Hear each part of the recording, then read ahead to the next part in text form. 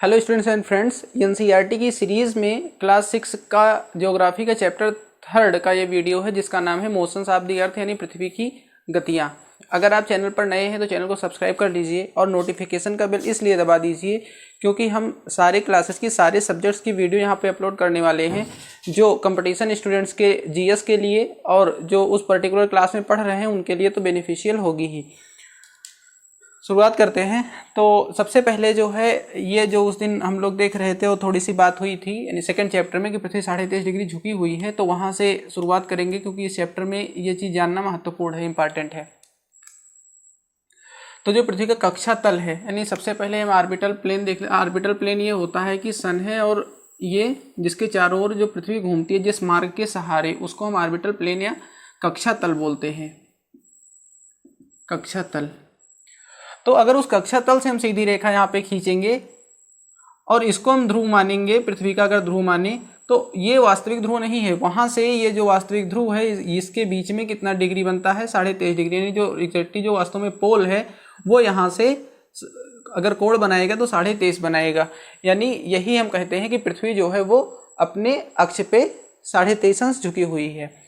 दूसरी चीज़ ये है कि अब टोटल ये 90 डिग्री का बनेगा, ये यहाँ से 90 डिग्री बन, लेकिन 23.5 इधर झुक गई। तो अब यहाँ पे कक्षा तल के सहारे कितने का कोण बचा, 6.5। तो कक्ष के सहारे 23.5 झुकी हुई है, अपने कक्षा तल के सहारे 66 डिग्री झुकी हुई है। ये दो सामान्य ज्ञान के प्रश्न खूब पूछे जाते हैं, तो ये आपको ध्यान रखना है। इसका प्रभाव पड़ता है रोटेशन और रिवोल्यूशन पे, और उससे जो पृथ्वी पर प्रभाव पड़ते हैं तो वो अभी हम लोग आगे देखेंगे। ये आपको बात समझ में आई होगी। तो अब आते हैं मोशंस ऑफ द अर्थ यानी पृथ्वी गतियां पे। तो दो गतियां हैं, एक है रोटेशन जिसको हिंदी में बोलते हैं परिभ्रमण, और इसका जो एक ऐसे काम चलाऊ नाम है उसको हम कहते हैं दैनिक गति। और दूसरी गति है रिवोल्यूशन जिसको हम बोलते हैं परिक्रमण, इसका नाम है वार्षिक गति।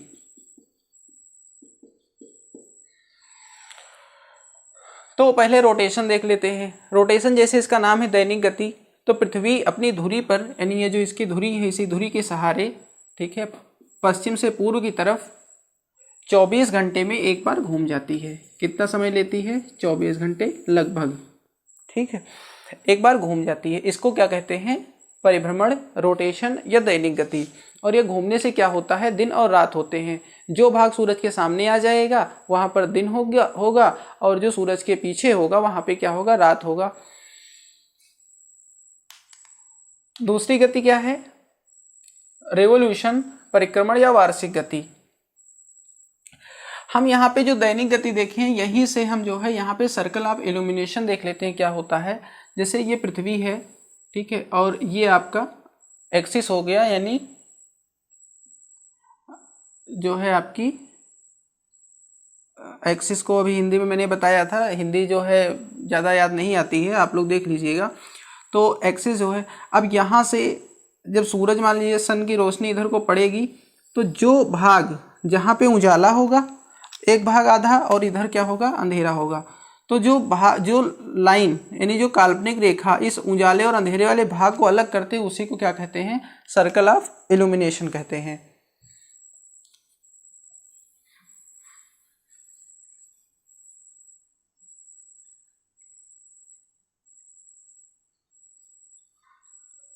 तो अब दूसरी चीज है रेवोल्यूशन यानी वार्षिक गति।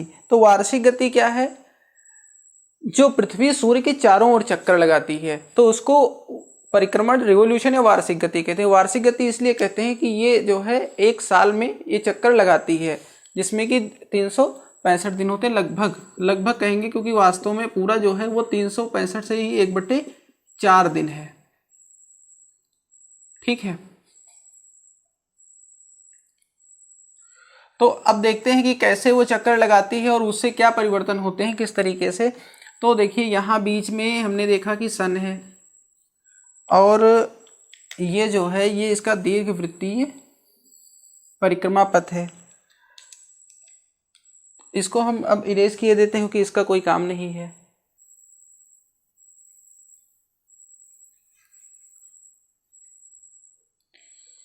ये जो 365 से 1/4 दिन लेती है, यहीं से लीप ईयर कॉन्सेप्ट निकल करके आता है। देखो साल में 365 दिन होते ही हैं और जो 1/4 दिन जो बच जाते हैं ये 4 साल में मिला करके पूरा एक दिन हो जाएगा भाई। 1/4 अगर 4 बार होगा तो एक पूरा हो जाएगा, तो वही चौथे साल जो है यानी 4th ईयर में वो एक दिन का पूरा समय हो जाता है। तो चौथा जो साल होता है वो 366 दिन का होता है और उसी को क्या कहते हैं, लीप ईयर कहते हैं। तो लीप ईयर भी आपका हो गया। अब हम रिवॉल्यूशन को देखते हैं। तो 4 स्थितियां यहां पे धरती की बनेंगी। एक यहां पर बनेगी, यहां पे और यहां पे। ये आपकी भूमध्य रेखा हो गई, ये कर्क रेखा हो गई, आर्कटिक सर्कल हो गया, मकर रेखा हो गई, अंटार्कटिक सर्कल हो गया। ठीक है, इस तरीके से। तो जब यहाँ पे होता है, ये डेट आपकी होगी 21 मार्च की। ठीक है, इस समय सूरज जो है वो भूमध्य रेखा पर लंबवत चमकता है। ठीक है, और इसकी वजह से पूरी पृथ्वी पर दिन और रात बराबर समय के होते हैं। बराबर समय के होते हैं इसीलिए इसको बोलते हैं इक्विनॉक्स। डेट भी याद रखिए कि कब, तो 21 मार्च को क्या बोलते हैं, इक्विनॉक्स। और दूसरी बात है यानी उत्तरी गोलार्ध में। ठीक है, कल हमने बताया था कि भूमध्य रेखा के जो उत्तर में है, इक्वेटर के जो नॉर्थ में वो नॉर्दर्न हेमिस्फीयर उत्तरी गोलार्ध है, और जो दक्षिण में है वो सदर्न हेमिस्फीयर यानी दक्षिणी गोलार्ध है। तो उत्तरी गोलार्ध में इस समय किसका समय होता है, समर, यानी समर क्या, स्प्रिंग का होता है। तो इसको हम बोलते हैं स्प्रिंग इक्विनॉक्स, या बोलते हैं इसको वसंत विषुव। इक्विनॉक्स का मतलब यही होता है कि जब दिन और रात बराबर होते हैं, और इस समय जो पूरी पृथ्वी है उस पर बराबर प्रकाश पड़ रहा होता है। इक्वेटर पे डायरेक्ट रेस पड़ती है सूरज की, बाकी सब जगह तिरछी किरणें पड़ती हैं। फिर पृथ्वी घूमते घूमते यहाँ पर आती है। ठीक है, और जब यहाँ पे आएगी तो फिर उसी तरीके से लाइन यहाँ पे खींच देते हैं। ये आपकी भूमध्य रेखा हो गई, कर्क रेखा हो गई, आर्कटिक सर्कल हो गया, मकर रेखा, अंटार्कटिक सर्कल। अब यहाँ पर आप देखो तो क्या है, जो आपका उत्तर वाला हिस्सा है वो सूरज की तरफ झुका हुआ है। डेट इस समय होगी 21 जून को। ठीक है, और इस समय जो सूरज की सीधी किरणें हैं वो पड़ेंगी कर्क रेखा पे। तो कर्क रेखा पे सूरज की सीधी किरणें कब पड़ती है, 21 जून को, और उत्तरी गोलार्ध का यही सबसे बड़ा दिन होता है। तब यहाँ पे क्या होता है, दिन बड़े होने लगते हैं, क्योंकि ये पार्ट सामने की तरफ है, यहाँ दिन बड़े होंगे, रातें छोटी होंगी, गर्मी का मौसम आ जाएगा यहाँ पे। यानी ये जान लो कि जो जैसे मैंने बताया था रोटेशन से दिन और रात बदलते हैं, ऐसे ही रिवोल्यूशन से क्या होता है, मौसम बदलते हैं। तो समर का समय होगा यानी गर्मी आएगी, और इसको बोलते हैं, चूंकि अब ये क्या है, कर्क रेखा है यानी ट्रॉपिक ऑफ कैंसर है 23.5 डिग्री, तो यहाँ पे सूरज की किरणें लंबवत पड़ेंगी, तो इसको बोलेंगे सोल्स्टाइस। सोल्स्टाइस हिंदी में हम इसको बोलते हैं कर्क संक्रांति। कर्क संक्रांति। तो यहाँ पे समर का टाइम होगा, इस समय यहाँ पे क्या होगा, विंटर का समय होगा।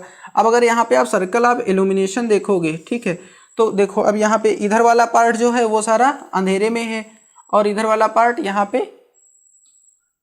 उजाला होगा। अब ये वाला पार्ट आप देखो इस समय, ये वाला, तो ये ध्रुव वाला हिस्सा है और ये सूरज से दूर है, तो यहाँ पे सूरज की जो किरणें हैं वो लगभग नहीं पहुँच पाती हैं। और ये किरणें पहुंचने के लिए यहाँ पे जब तक पृथ्वी यहाँ नहीं आ जाती तब तक यहाँ नहीं पहुँचती, तो 6 महीने यहाँ से यहाँ आने में लगता है। तो इसीलिए ध्रुवों पर 6 महीने दिन और 6 महीने रात का होता है, जो कॉन्सेप्ट है। अब इसके बाद में क्या है, फिर पृथ्वी ऐसे फिर घूमते हुए अब इस यहाँ पे आई। अब डेट है आपकी 23 सितंबर की, और फिर से जो है सूरज की किरणें पड़ेंगी भूमध्य रेखा पर यानी इक्वेटर पे, और फिर सब कहीं दिन और रात बराबर होंगे। तो अब ये चीज ध्यान रखिए कि भूमध्य रेखा पर सूर्य की किरणें साल में 2 बार सीधी चमकती हैं, तो बाकी सारी कंडीशन वही होंगी। लेकिन अब इस समय जहां जैसे इधर स्प्रिंग था, तो अब इस समय उत्तरी गोलार्ध में यहाँ पे क्या होगा, पतझड़ का समय होगा। तो इसको बोलेंगे हम वर्नल इक्विनॉक्स। इक्विनॉक्स हिंदी में बोलेंगे शरद विषुव।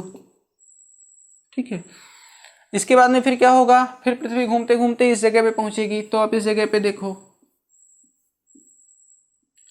अब जैसे ये वाला भाग यहाँ पे सूरज से दूर था, अब ये वाला भाग सूरज के पास में, ये वाला भाग दूर है। अब सूरज की सीधी किरणें पड़ेंगी, जो मकर रेखा है वहां पे सीधी किरणें पड़ेंगी। अब इधर दिन बड़े होंगे, रातें छोटी होंगी, यानी अब जो दक्षिणी गोलार्ध है उधर गर्मी पड़ेगी, तो उत्तरी गोलार्ध में अब क्या पड़ेगी, इधर सर्दी पड़ेगी। ठीक है, और ये वाला जो दिन होगा, यानी इस समय इस जो दिन होगा ये होगा 22 दिसंबर, 22 दिसंबर। तो ये डेट आपको ध्यान रखनी है, पूछी जाती है। कर्क रेखा पर 21 जून को सूरज लंबवत चमकता है, यानी स्ट्रेट लाइट पड़ती है, ओवरहेड होता है, और 22 दिसंबर को मकर रेखा पर 21 जून यहाँ का सबसे बड़ा दिन होगा उत्तरी गोलार्ध के लिए। दक्षिणी गोलार्ध के लिए 22 दिसंबर जो है वो सबसे बड़ा दिन होगा। अब यहाँ पे जो उत्तरी ध्रुव वाला हिस्सा है वो सूरज से दूर है। अब इधर जो है वो रात पड़ने लगेगी, अब वही 6 महीने की रात पड़ेगी, जब तक कि इधर पार्ट नहीं आ जाएगा तब तक। तो 6 महीने का दिन 6 महीने रात वाला भी कॉन्सेप्ट आपके समझ में आ रहा होगा। ठीक है, और ये मैंने बता ही दिया कि इधर जो है लंबवत किरणें पड़ती, तो इधर ये पार्ट ज़्यादा गर्मी रिसीव करेगा, तो दक्षिणी गोलार्ध जो है यहाँ पे गर्मी पड़ने लगेगी और इधर ठंडी पड़ने लगेगी। तो जब उत्तरी गोलार्ध में गर्मी होती है तो दक्षिणी गोलार्ध में ठंडी पड़ती है, जब उत्तरी गोलार्ध में ठंडी पड़ती है दक्षिणी गोलार्ध में गर्मी पड़ती है। भारत उत्तरी गोलार्ध में, ऑस्ट्रेलिया दक्षिणी गोलार्ध में, तो भारत और ऑस्ट्रेलिया दोनों की जो सिचुएशंस है वो अपोजिट होती होंगी। आप इन दो देशों का उदाहरण लेकर के चीज़ों को आसानी से समझ सकते हो।